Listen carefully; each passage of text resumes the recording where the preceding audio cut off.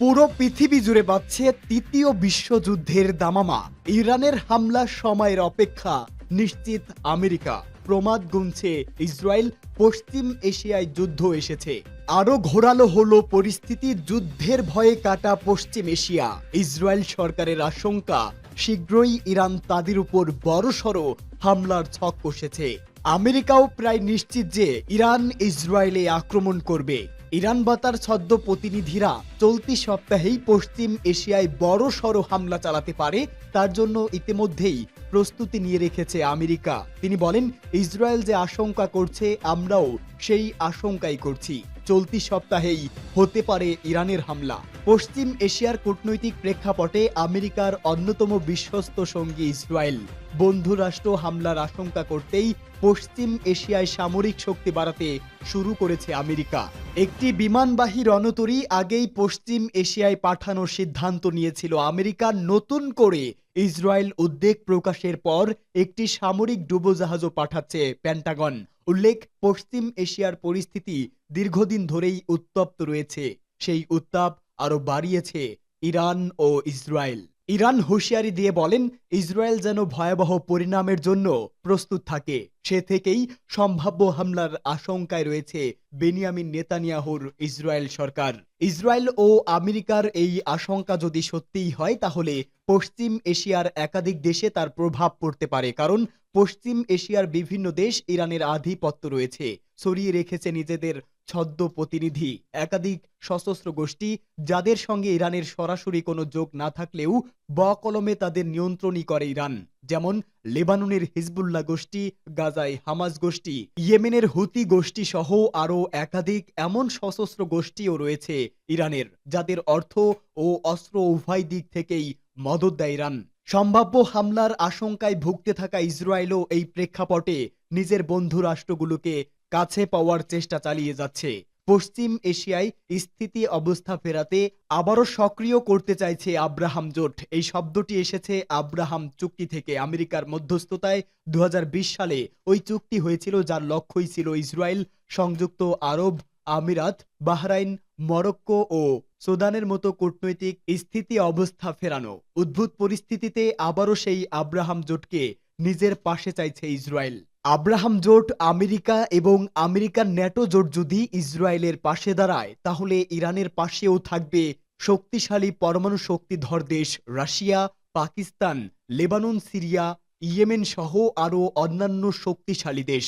আর এতে করে বেঁধে যেতে পারে তৃতীয় বিশ্বযুদ্ধ। এরই মাঝে আমাদের হাতে এসে পৌঁছেছে গুরুত্বপূর্ণ আন্তর্জাতিক সংবাদ। শুরুতেই শিরোনাম। ইরানের নতুন ডেস্টিয়ার জাগ্রস এর বিশেষ কিছু বৈশিষ্ট্য, সাগরে নানা ধরনের গোয়েন্দা তথ্য, চাহিদা পূরণে সক্ষম এই রণতরী। পরেই জানিয়ে দিব, ভয়ঙ্কর সব যুদ্ধজাহাজ সাগরে নামাতে যাচ্ছে তুরস্ক। বিশ্বকে আবারও চমকে দিল এরদোয়ানের দেশ। জানিয়ে দিব, ইসরায়েলের মন্ত্রিসভার বৈঠক স্থগিত, যুদ্ধবিরতি চুক্তি নিয়ে বিতর্ক। এদিকে হামাস ও ইহুদিবাদী ইসরায়েলের মধ্যে যুদ্ধবিরতি চুক্তিতে যেসব বিষয় রয়েছে। এবং সর্বশেষ জানিয়ে দিব, কঠোর হিন্দুত্ববাদ নরেন্দ্র মোদীর দেশ। ভারতের বক্তব্যে পাকিস্তানের তীব্র প্রতিক্রিয়া, ভয়াবহ হামলার প্রস্তুতি। এতক্ষণ শুনছিলেন সংবাদ শিরোনাম, এবারে বিস্তারিত। তবে তার আগে প্রতিদিনের আপডেট আন্তর্জাতিক সংবাদ সবার আগে পেতে ভিডিওটিতে একটি লাইক দিয়ে চ্যানেলটি সাবস্ক্রাইব করার অনুরোধ রইল। ইরানি বিশেষজ্ঞদের নির্মিত গোয়েন্দা সতর্ক বার্তা জ্ঞাপন ডেস্টিয়ার ইসলামী প্রজাতন্ত্র ইরানের নৌবাহিনীতে যুক্ত হয়েছে। জাগ্রস নামের এই ডেস্টিয়ার ইরানের সশস্ত্র বাহিনীর chief of staff major general Mohammad বাকিরি সহ উচ্চ পদস্থ সেনা কর্মকর্তাদের উপস্থিতিতে এক মনোজ্ঞ উৎসব অনুষ্ঠানের মধ্য দিয়ে ইরানের নৌবাহিনীতে যুক্ত হয়। ইরানের এই ডেস্টিয়ার পুরোপুরি ইরানি বিশেষজ্ঞদের নির্মিত ও তা সাগরে নানা ধরনের গোয়েন্দা তথ্য চাহিদা পূরণে সক্ষম।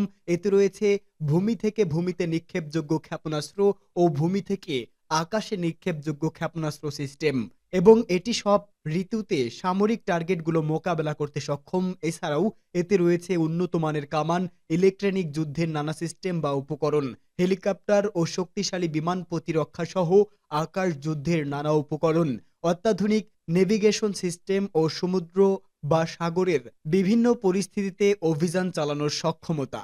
ইরান এই ডেস্ট্রয়ারকে শত্রুদের জম হিসাবে আখ্যায়িত করেছে। বিশ্বকে আবারও অবাক করে দিল তুরস্ক। একসঙ্গে ৩টি যুদ্ধজাহাজ নির্মাণের কাজ হাতে নিয়েছে দেশটির নৌবাহিনী। দেশীয় নকশায় একটি সাবমেরিন, একটি এয়ারক্রাফটার ক্যারিয়ার ও বহুল প্রত্যাশিত TF-2000 এয়ার ডিফেন্স ডেস্ট্রয়ার তৈরি করবে তারা। নিজেদের রাজনৈতিক ও নৌ উচ্চাকাঙ্ক্ষার জন্য তুরস্ক এই যুদ্ধজাহাজ নির্মাণ শুরু করেছে। এতে করে সাগর পথে আরও শক্তিশালী হয়ে উঠবে ন্যাটোর সদস্য তুরস্ক।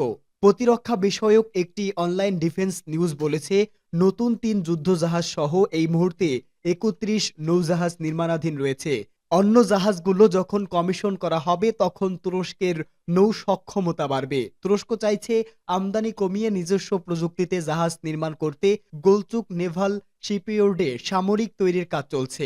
ডিজেল ইলেকট্রনিকেও চলবে এই সাবমেরিন। এর ওজন ২৭০০ টন ও দৈর্ঘ্য ৮০ মিটারের বেশি। সাবমেরিনটিতে এয়ার ইন্ডিপেন্ডেন্ট প্রপালশন বা আইপি ব্যবস্থা ব্যবহার করা হয়েছে। এর ফলে বিদ্যমান সাবমেরিনগুলোর তুলনায় বেশি সময় ডুবে থাকতে পারবে এই সাবমেরিন। এছাড়া সাবমেরিনে দেশীয় প্রযুক্তিতে তৈরি অস্ত্র মোতায়েন থাকবে। গাইডেড ও ব্যালিস্টিক মিসাইল শনাক্ত করে ভূপাতিত করার উদ্দেশ্যই নিয়েছে TF-2000 ক্লাস ডেস্ট্রয়ার বানানো শুরু করে তুরস্ক। এই যুদ্ধজাহাজে রয়েছে সব অত্যাধুনিক প্রযুক্তি, যা ব্যবহার করে শত্রুর মনে আতঙ্ক তৈরি করছে তুরস্ক।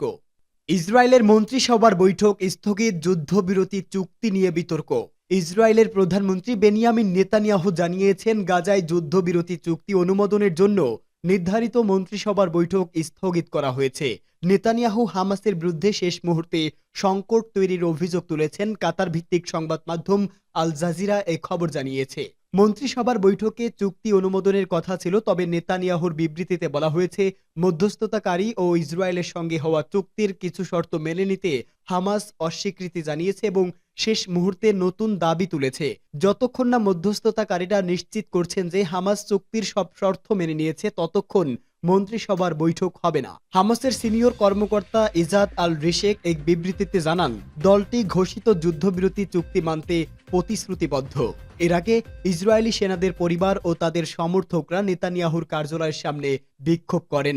তারা যুদ্ধবিরতি চুক্তির বিরোধিতা করে বলেন, এটি আত্মসমর্পণ ও ইসরায়েলের নিরাপত্তা হুমকির মুখে ফেলবে। ইসরায়েলের এক সেনার বাবা ইয়োশোয়া সানি বলেন, এই চুক্তির সামনে আত্মসমর্পণ। প্রধানমন্ত্রীকে বলুন এই চুক্তিতে সই না করতে। এদিকে মধ্যস্থতাকারীরা যুদ্ধবিরতির ঘোষণা দেওয়ার পরও ইসরায়েলি বাহিনী গাজায় হামলা চালাচ্ছে। গাজা সিভিল ডিফেন্সের তথ্য অনুযায়ী বুধবার থেকে শুরু হওয়া বোমা বর্ষণে অন্তত ৭৩ জন নিহত হয়েছে। তাদের মধ্যে ১৯ শিশু ও ২৪ জন নারী রয়েছে। আহত হয়েছে আরও ২০০ জন।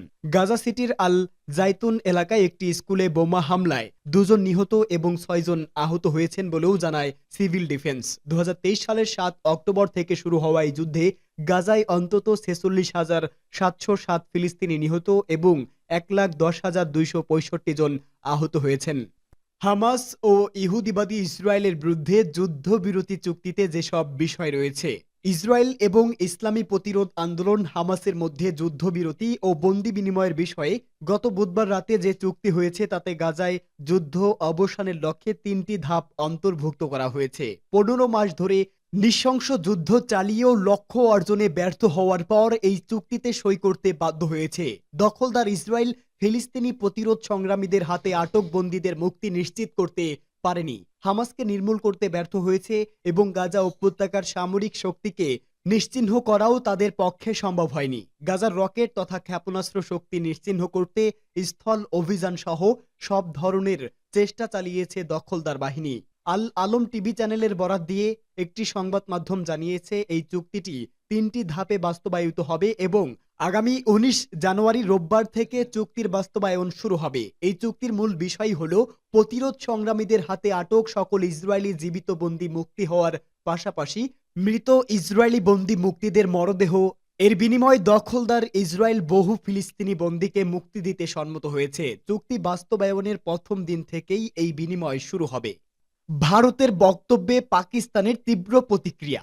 ভারতের সেনাপ্রধান জেনারেল উপেন্দ্র দ্বিবেদী পাকিস্তান দেশটিকে সন্ত্রাসবাদের জন্মভূমি হিসেবে উল্লেখ করার পর পাকিস্তান সেনাবাহিনী তীব্র প্রতিক্রিয়া জানিয়েছে। পাকিস্তান সেনাবাহিনীর আন্তঃবাহিনী জনসংযোগ দপ্তর এক বিবৃতিতে ভারতের সেনাপ্রধানের বক্তব্যের প্রতিবাদ জানায় এবং প্রতিবেশী দেশের সেনাবাহিনীকে রাজনীতি থেকে মুক্ত থাকার আহ্বান জানায়। খবর দ্য এক্সপ্রেস ট্রিবিউনের। সম্প্রতি নয়াদিল্লিতে এক সংবাদ ব্রিফিংয়ে ভারতের সেনাপ্রধান পাকিস্তানকে সন্ত্রাসবাদের জন্মভূমি হিসাবে উল্লেখ করেন এবং বলেন জম্মু ও কাশ্মীরে পাকিস্তান অস্থিরতা সৃষ্টি করছে। তিনি দাবি করেন গত বছর কাশ্মীরে নিহত 60% জঙ্গি পাকিস্তানি নাগরিক ছিল।